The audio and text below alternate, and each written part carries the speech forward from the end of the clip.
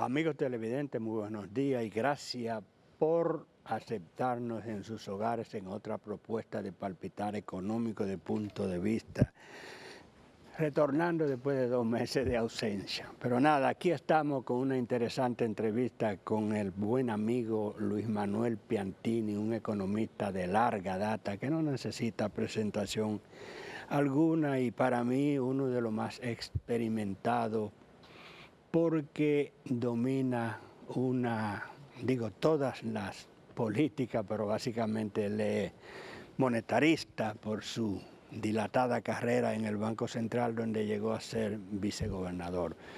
Buenos días, Luis Manuel. Bueno, buenos días, Héctor. Buenos días, pueblo dominicano. Que Dios me lo bendiga, me los cuide.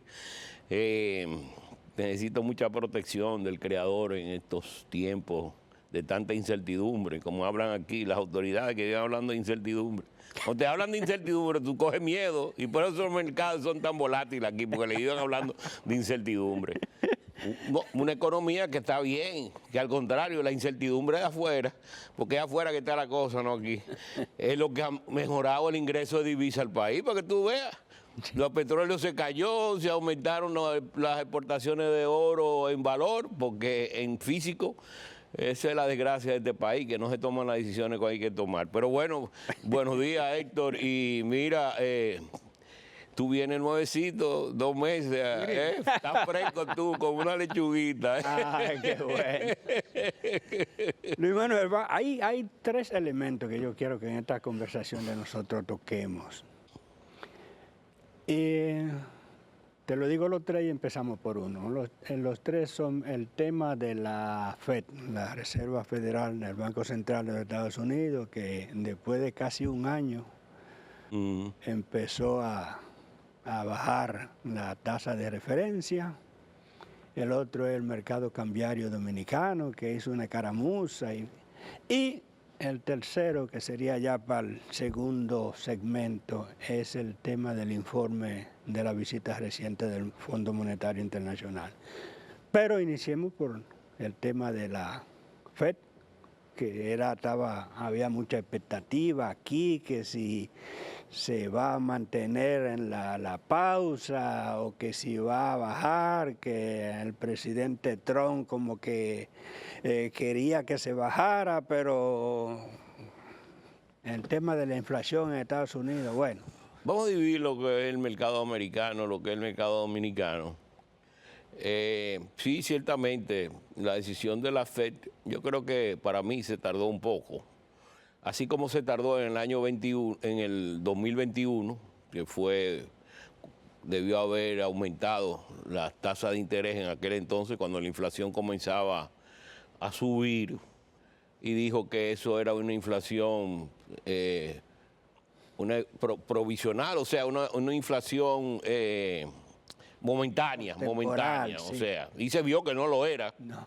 Y se tardó más en bajar la inflación por esa rigidez de ellos mentalmente para aumentar la tasa de interés en ese momento. Yo creo que ha habido mucha rigidez también en este momento para bajar la tasa de interés, y la han bajado cuando uno no pensó que podrían bajarla, que es cuando aumenta la tasa de inflación. Es una ilógica, aumenta la tasa de inflación y te bajan la tasa de interés. Pero bueno, el caso es que en los Estados Unidos tienen el objetivo también del empleo, y el empleo, la revisión que se ha hecho en el último año, después que salió la persona que estaba ahí, que el presidente americano la canceló, hubo una revisión y se vio que el empleo tenía 900, casi 1 millón de empleos menos cuando se revisaron las cifras, una cosa inaudita. Eso te dice que había un debilitamiento en el mercado de trabajadores. Sin embargo, no se refleja tanto en la economía, porque la economía ha mantenido un consumo fuerte, la economía americana también ha mantenido una inversión importante, de acuerdo a las leyes de Biden y después la última ley de Trump también.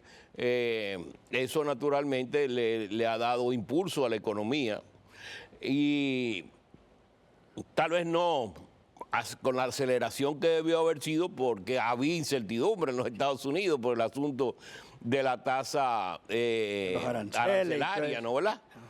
que podía afectar el flujo comercial y de negocio, muy importante, aunque no es tan importante en los Estados Unidos como es aquí. El comercio exterior representa un 20 y pico por ciento, 24% en los Estados Unidos. Aquí representa bastante. Vamos a decir que una gran parte de todo lo que nosotros generamos es por el flujo externo que tenemos, ¿no? Porque somos una economía pequeña. Las economías más grandes absorben más su producción. Nosotros, la producción de nosotros, cuando es por ser una economía tan pequeña, de un consumo tan reducido, porque aquí el ingreso está muy concentrado, hay un exceso que entonces se exporta. Entonces, pues la dependencia del comercio exterior de nosotros es mucho más fuerte que en los Estados Unidos, o que en Brasil, o que en la propia China. Pero bueno, el asunto es que sí, ahora bajó la tasa de interés, vamos a ver si eso sigue bajando. Parece que no habían posiciones dentro de los mismos directores de la Reserva Federal, los presidentes, hubo posiciones encontradas tal vez por ese problema de que se hizo en un momento donde había aumentado la inflación. Pero bueno, ese aumento inflacionario parece que es más bien por el efecto de la tasa arancelaria que por una presión salarial, que era el miedo que tenía Powell, ¿no? De agregarle mayor presión a la parte salarial, que en un principio, tú te acuerdas, después del COVID, el mercado salarial aumentó muy fuerte porque había de parte de los empresarios mucha demanda de obreros y no habían tantos obreros disponibles porque la gente no quería trabajar, se había acostumbrado a estar en su casa o por miedo a trabajar. Una ayuda Pero eso últimamente ha bajado, aunque naturalmente la inseguridad en el empleo también se manifiesta por el asunto de los migrantes. O sea, la salida de los inmigrantes del mercado americano también está presionando el mercado laboral, ¿tú me entiendes? Entonces, ahí se están dando una serie de circunstancias que tú le tienes que dar seguimiento. Pero bueno, esa reducción en la tasa de interés en los Estados Unidos, naturalmente, ¿qué hace? Que te quita una presión en el mercado dominicano. No es que te va a bajar la tasa de interés inmediatamente, porque como tú verás, la tasa de interés... Aquí está bajando, pero es la pasiva. La tasa de interés de la política monetaria del Banco Central de aquí, con relación a la del Reserva Federal, no es tan amplia, ¿no? Es más, está en su momento más estrecho que hay. Sin embargo, la tasa de interés se mantiene muy alta aquí porque es un mercado diferente. En los Estados Unidos hay un mercado competitivo. Aquí hay un mercado más concentrado en pocas instituciones que son los que manejan precisamente el mercado. Por eso tú ves que te pagan tal vez un 6% en un depósito al cliente, al mejor cliente del banco, pero sin embargo le cobran al mejor cliente del banco un 18, un 20%. O sea, tú tienes una prima de un 12, un 14%, punto, ¿no? Punto de porcentaje entre uno y otro. Ahí tú ves que hay un mercado que no es un mercado tan competitivo, ¿no? ¿Verdad? O hay un problema serio, que no parece que lo es, porque con rentabilidades de un 23 y un 24%, no parece que lo es. Lo que parece es que esos amplios márgenes le dan esa rentabilidad, pero también afectan las operaciones de la economía dominicana, porque no permite que haya mayor acceso al crédito, para que tú veas cómo es la contradicción, ¿no? ¿Verdad? Ahí yo vi unas declaraciones de la gente de Herrera pidiendo al Banco Central que bajara la tasa de interés, pensando que eso... No, pero el problema no es el Banco Central, es que el margen entre tasa del Federal Reserve y del Banco Central es muy corto. El problema está en los bancos, el problema está en el sistema financiero, y hay un problema también de un mercado informal, ¿no?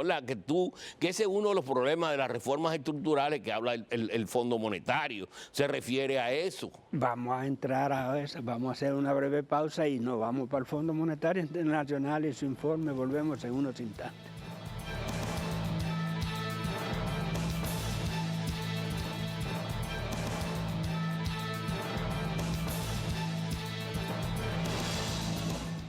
Continuamos con la conversación con Luis Manuel Piantini, pero antes quiero dar las gracias a Juan Cruz Trifolio, por la cooperación que hizo y conduciendo la sesión palpitar económico durante los 2 meses que yo estuve ausente. Así que gracias, compañero y colega. Tú llegaste a tratar el tema del Fondo Monetario Internacional, así como de refilón, como se dice. Vamos a entrar en ese informe porque una de las cosas que dice el informe y destaca es la solvencia del sistema financiero, pero también le pone ahí que muy rentable. Yo nunca había visto un informe del fondo hablar del tema de la rentabilidad. No sé qué fue lo que le llamó la atención, pero parece que... Mira, Héctor, y antes, déjame aprovechar también, felicitar a la familia Vicini por los años que tiene como empresarios aquí en este país. O sea, el Cristóbal Colón ahí cumplió 143 años, ahí vino, ¿verdad? En un país como este, con tantos problemas durante tantos años de dictaduras, revoluciones, de golpe de Estado, de todo lo que ha habido, ¿no, verdad? Y se han mantenido en eso. Ciclones y terremotos. Entonces uno tiene que ver las cosas realmente en función de los aportes que ha dado a la economía dominicana. Son una familia empresaria. Uno puede decir, bueno, los Vicini, sí, pero los Vicini han sido constantes en su creencia en la República Dominicana, invirtiendo su dinero. Porque hubieran podido sacar todos los cuartos que tienen y irse de aquí, y bueno, se lo come el león. Yo recuerdo una vez que, hablando con Pepín, Pepín Corripio, el gran amigo, me dijo, mira Luis, cuando otros venden yo compro. O sea, cuando otros estaban con su capital para afuera, por los líos que habían aquí, él compraba. Entonces tú dices, no, que Pepín, sí, pero Pepín asumió riesgo. ¿Cómo los Vicini asumieron riesgo aquí? Uno de ellos estuvo metido en el complot contra Trujillo, ¿tú entiendes? O sea que hay que reconocer los aportes también que esa familia ha hecho. Pues entonces, vayamos entonces al asunto del fondo. Y fíjate... Ese informe que... Fíjate, porque es el asunto de las regulaciones. Las regulaciones le imprimen dinámica al mercado, transparencia, aumenta la competencia del mercado. Lo que ha pasado con el asunto de la resolución cambiaria. Fíjate cómo el mercado está desbordado en un momento determinado y una decisión tomada por la Junta Monetaria de regular más ese mercado, no controlarlo, ¿no? Regularlo en el sentido de que aquellas operaciones que se estaban haciendo por afuera se hagan también por dentro y que sea toda transparente, aumente el número de participantes y de jugadores, y entonces eso te va bajando el margen de intermediación. Sin embargo, ese margen todavía se mantiene un poquito alto con relación a los bancos comerciales. Estaba yo viendo en uno de los periódicos que salió en la mañana, de que hablaban de las tasas de venta en 63 y la tasa de compra en 60 y pico, estamos hablando de un margen de casi 5%, un margen muy amplio, ¿tú entiendes? Que no es un margen de competencia, ¿tú me entiendes? Pero yo me supongo ya esa plataforma, ¿no, verdad? Irá poco a poco normalizando, porque tú me dirás, bueno, no, que son un banco que acumularon recursos en un momento en que los precios estaban altos, y entonces para poder acomodar y no perder, entonces ellos tienen que irlo bajando poco a poco, manteniendo la tasa baja. Digo, esa es la contesta que yo me estoy dando, ¿tú me entiendes? Para no decir que son operaciones que no son operaciones de mercado, ¿tú me entiendes? Entiendo. Ahora, ese es el objetivo de la plataforma del Banco Central, y yo considero que eso le dará mayor normalidad al mercado poco a poco y que esos márgenes de intermediación irán bajando. Porque lo que estábamos hablando con relación al comunicado del Fondo Monetario Internacional a su salida del país es que cuando ellos hablan de la rentabilidad, ¿no? Es una rentabilidad por operaciones, por ampliaciones de márgenes. O sea, tú no puedes, tú compras, tú estás gastando al 6, ponle más otro costo, lo que sea. Estamos hablando de que te sube a 10, pero tú estás vendiendo al 20, tú te estás ganando 10 puntos, un margen de un 50%, ¿tú me entiendes? Entonces, naturalmente, si es un mercado que se dice de competencia, tiene que demostrar que es competencia, ¿no es verdad? Obvio. Pero ven acá, entonces obvio. Pero bueno, yo creo que eso se irá normalizando. Este mercado tiene que irse transparentando, porque hay muchos ojos arriba, ¿tú me entiendes? Entonces hay mucha presión y tú tienes que ir bajando, ¿no? A lo que es la rentabilidad normal. Yo me acuerdo antes que tú hacías, cuando yo estaba en la universidad, bueno, vamos a hacer un estudio de factibilidad, un 12%. Una ganancia de un 12% al año, eso era una cosa del otro mundo en aquel tiempo. Ahora no, ahora te tiene que ganar 100 o el 200. Si no saca 2 veces lo que metiste, entonces no es bueno el negocio. El negocio entonces no puede ser.